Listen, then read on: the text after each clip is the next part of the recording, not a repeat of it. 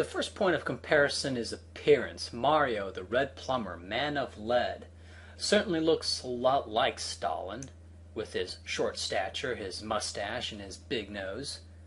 Later on, we will learn that he is Italian, but that's after the initial vision had been watered down and commercialized. It is games first made in these earliest stages that their psychological representation is most apparent. Mario, the working man in the image of Joseph Stalin, collects coins. When he has enough coins, he gets an extra life. This is evidence that Mario doesn't so much resemble a single man, but is symbolic of the workers' struggle against Bowser, who clearly represents monarchy and autocratic privilege of the capitalists.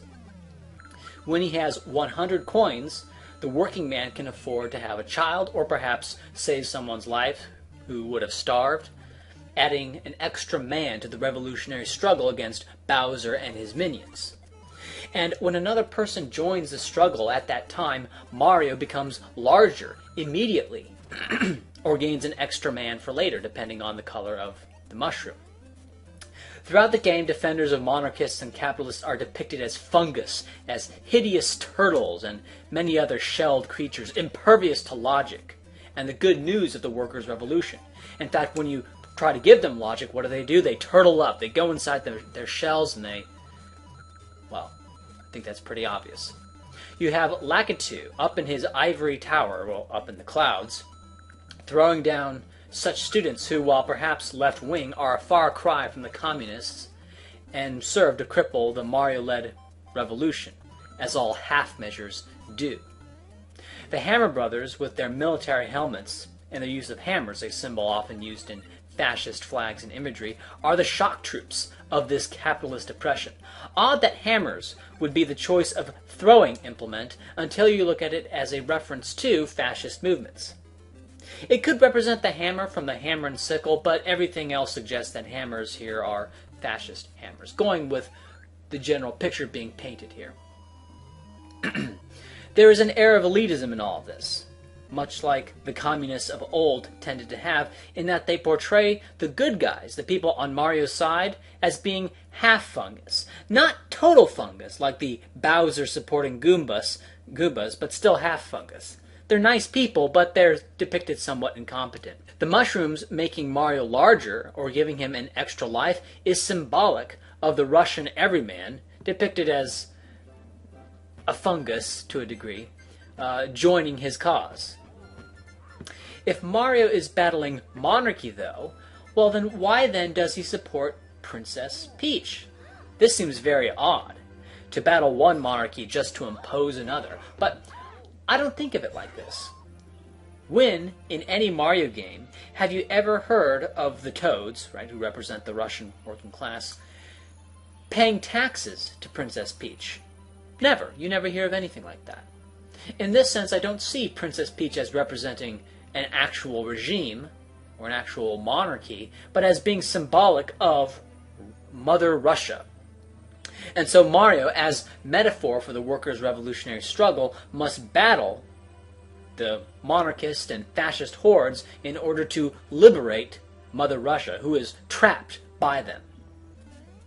In the end of the levels, he takes down the SS Skull flag on his way to completely saving Mother Russia. The Fire Flower is an interesting power-up. It is the only way to kill the Spinies. The Spinies, of course, are, college radicals. Hence their red color and their spiky hair. They're dropped out of the pie-in-the-sky world by the Lakitu, the professor, academic kind of person. You can see his rounded eyes that look like glasses. They're dropped down from the college world into reality. Okay? And this is commentary about how these fools end up unwittingly doing the bidding of the fascist, capitalist, monarchist types.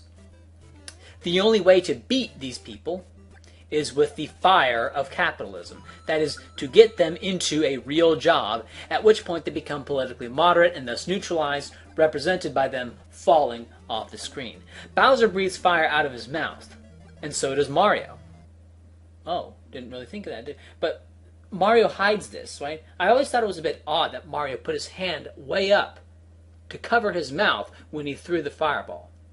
Well, this seems odd, but it makes sense when you recognize that Mario is actually spitting fire as well, just as Bowser is spitting the fire of capitalism. Mario hides this, which is why every time he spits fire, he hides his mouth. So, this also explains why in Super Mario World, later down the line, enemies turn into coins when you hit them with a fireball. This is commentary, support for the labor theory of values, talking about how fierce capitalism turns the labor of living beings into money. No, not their labor, but their very being, with Mario collecting the surplus value. And if he gets enough, he can earn an extra life. When you sell, because a common point among anarchists and communists is that you are not selling your labor, you are selling yourself. And so when Mario hits you with the fire of capitalism, it is not your labor that is turned into a coin, it is you that is turned into a coin.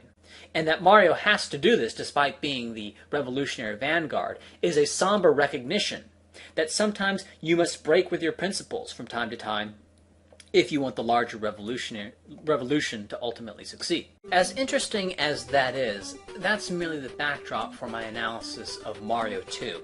Originally, this video was only going to be about Mario 2, but I decided to give a little bit of backstory regarding Mario 1 before getting into the main event.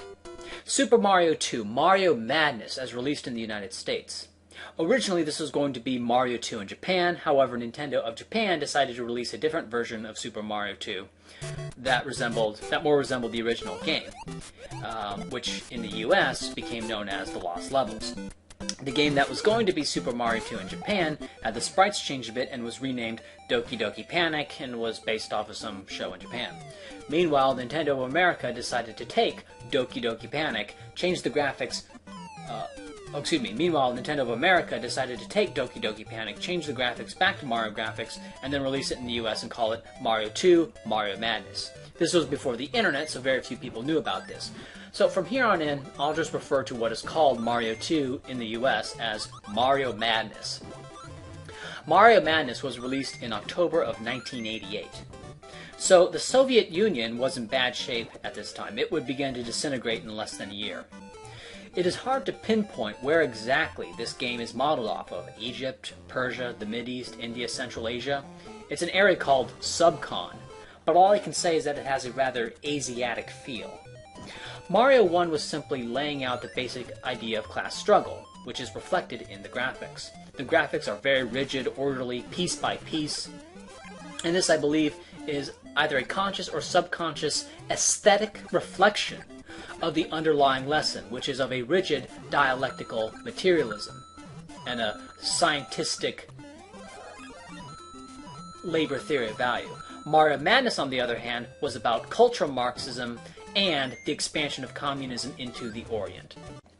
During World War I, Marxists across Europe predicted that the working class would not rally around the flag, but would rally around the class, and rise up together against national identity and bourgeois institutions such as the church, property, and autocratic states, overthrow them, and usher in a dictatorship of the proletariat, and then begin their evolution to stateless communism.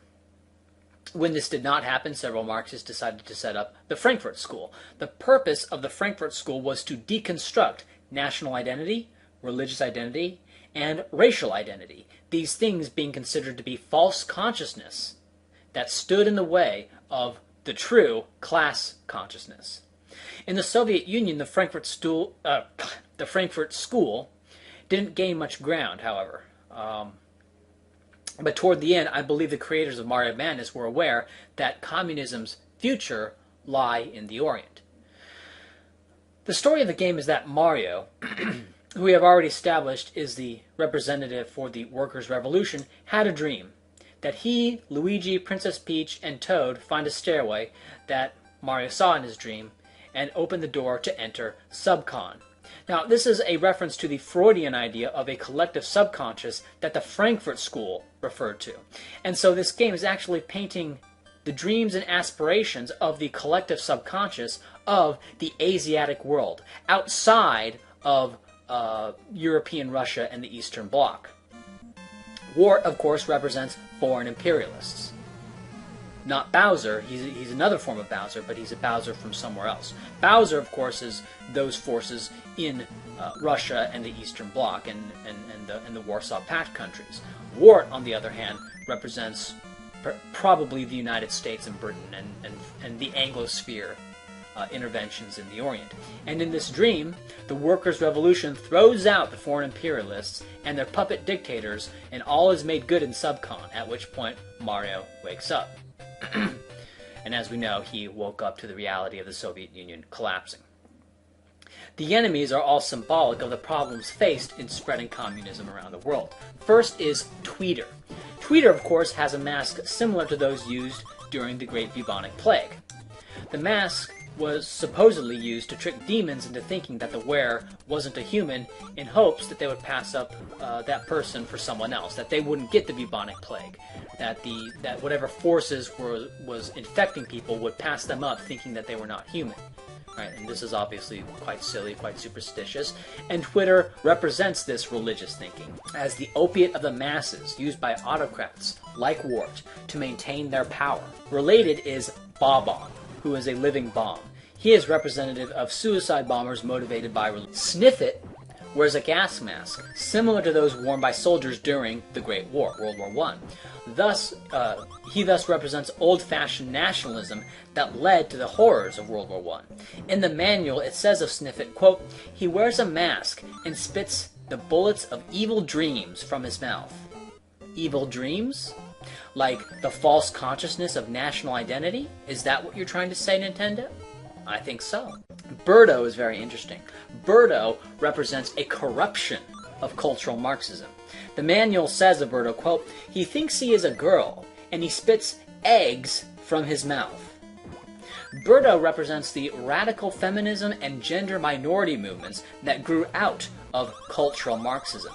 The problem is that all of these various social justice movements, despite tracing their origins back to the Frankfurt School and cultural Marxism, have nothing to do with advancing the workers' revolution. The workers' revolution is about breaking down the barriers to class identity. LGBTQ issues are not relevant to that. In fact, they impair cultural Marxism by turning the left into a freak show. How prescient that even in 1988, Nintendo was aware of the growing problem of the second wave cultural Marxists, symbolized by the gender-bending Birdo, who throws away his reproductive potential. Right? Instead of having kids, he chooses to be a freak show and spit his eggs out of his mouth, right? Which is symbolic of him throwing away his reproduction, having nothing to do with advancing the workers' revolution, in fact, being a positive harm to it. Mauser is another enemy of the revolution from the left, kind of like Birdo. The description of Mauser says as much. It says, quote, "It is a bomber of bad dreams that destroys good dreams. It is proud, and it doesn't believe that it is just a mouse." Much like the anarchists don't believe that they are just a sideline perma-fringe movement. This bomb-throwing anarchist also has shades because he thinks he's so cool, he's so radical. Keep in mind that his bombs kill capitalist fascistic monarchists as well, as you could see in some of his levels, and communists alike. His immature, narcissistic anti-authoritarianism is another enemy from within the left that keeps Wart in power. Next, look at Triclyde. The color scheme here is very important. In Mario Advance, and All-Stars, they changed the palette of Triclyde to green and yellow, I think. But as usual, it is the original game, it is the early games that give us clues into what the creators were trying to say. In the original game, the color palette is red, white, and black. Red, white, and black. So what, you may be asking? Well, in addition to this, Triclyde has 3 heads and a tail. That's 4 appendages branching off from a center. Triclyde is a living swastika. What's more, the manual states, quote, "He was once an outsider, but now he is one of Wart's helpers, since he impressed Wart with his cunning brain and his offensive capabilities, which are 3 times normal strength." Well, that's an odd choice of words. Offensive capabilities. Nowhere else do we see reference to offensive capabilities in general in this manual. Offensive capabilities sounds like a military operation, like a lightning war of several rapid strikes. And of course, the Western Allies were once at war with Nazi Germany. And so, if that is what Triclide is to represent, well, of course, he was, in the past, at odds with Wart. But now, according to the communists, the fascists and the capitalists are one and the same, right? Which is kind of some implicit communist propaganda. Now, another enemy is Panzer.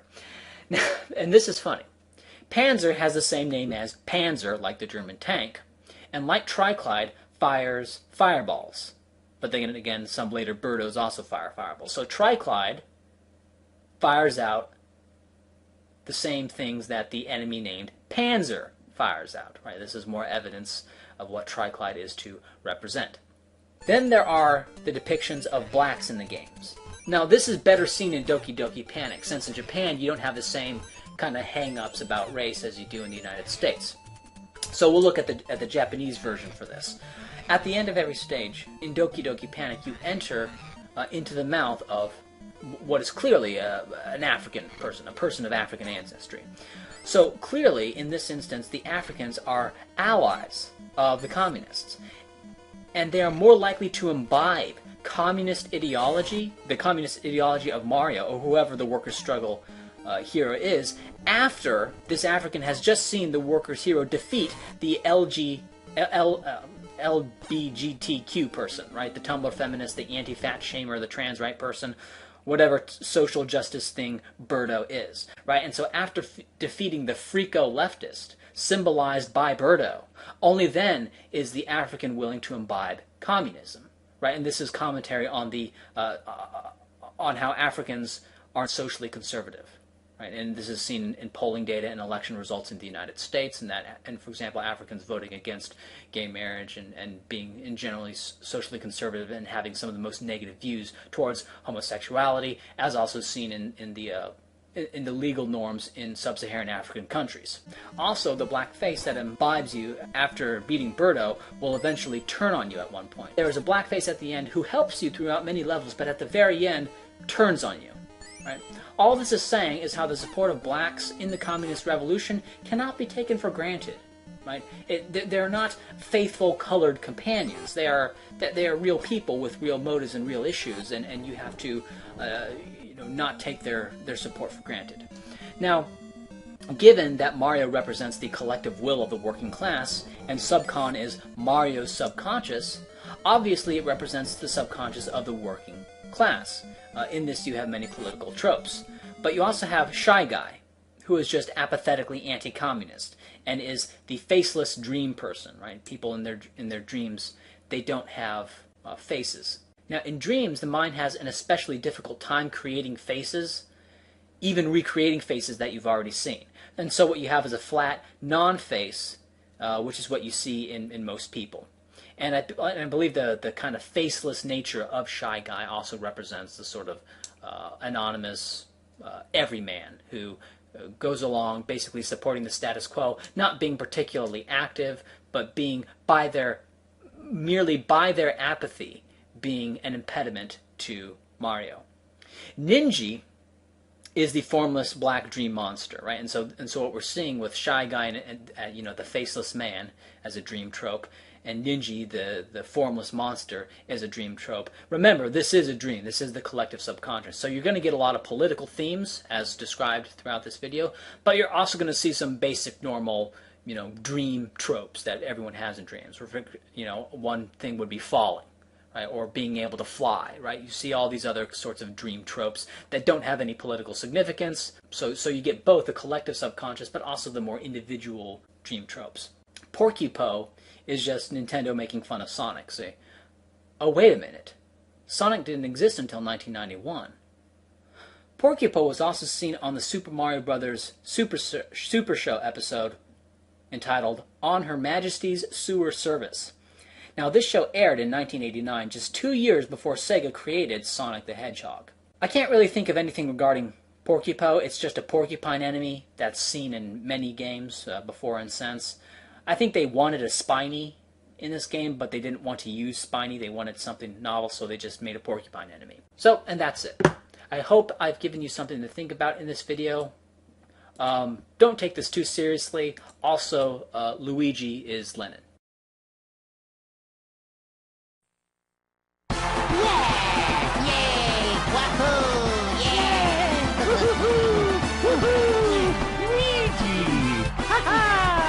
Nice job!